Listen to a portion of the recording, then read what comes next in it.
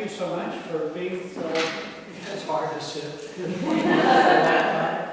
At least I get to stand and walk around.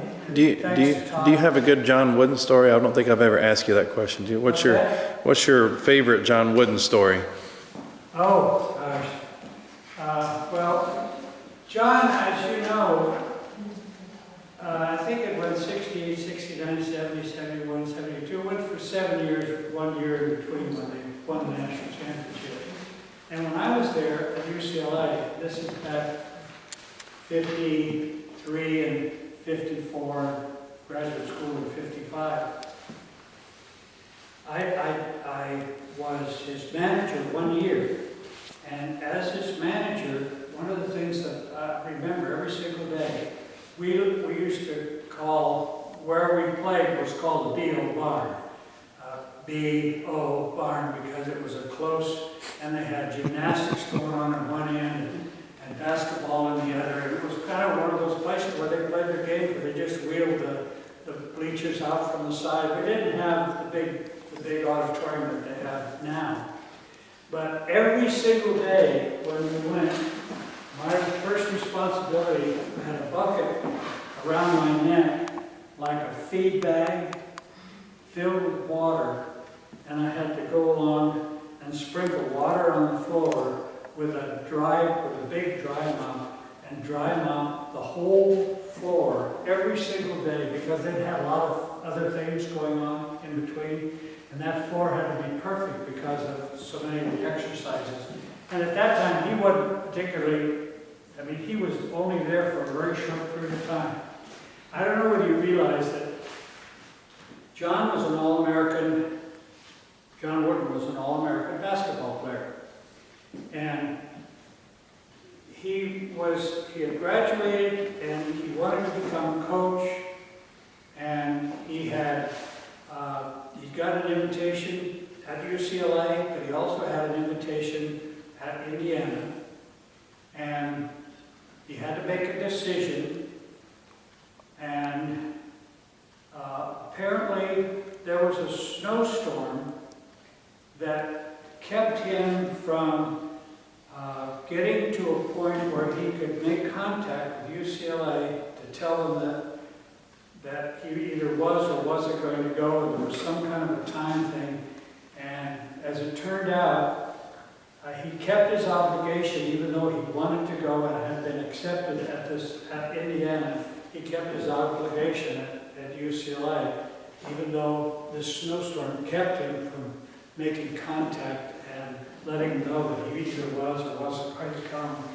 But he was a remarkable man. In about 1988, they had an event in Southern California where national championship tennis teams from USC and UCLA played in an exhibition match over a period of 2 days to raise money.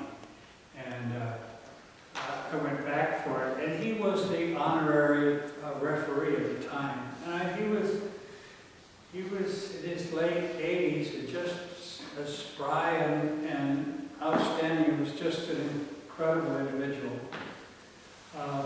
But he and my dad were just kind of made out of the same mold. My dad at Modesto Junior College was undefeated in junior college competition for 14 years straight. His teams were so good that they kept making new rules because he was attracting everybody to come to play, whether it be from Mexico or Canada. And they kept saying, well, if they came from different countries, that they weren't eligible for the first year, they'd have to sit aside. And another, really, the year I left, he won the National Junior College Championships every year it was held up until the time he retired. And when I went to UCLA that next year, it was 2 years, because 54 we won it, and 55 USC won it. USC brought their team to Modesto Leicester Junior College to play a dual match. And the reason I did is because Dad's #1 player, Alex Olmedo, was going to go to USC the next year. And George Tolley was the coach at USC. They played a dual match. USC had just won the National Intercollegiate. And Dad's team beat him 8-1. And George says, you give any publicity to anybody, says I'll never play you again. His teams were so good that they always played in he played Cal, San Jose State, Stanford. They were all part of their normal schedule of matches. But they were two of a kind. Again, Todd, thank you for inviting me. Absolutely. Pleasure.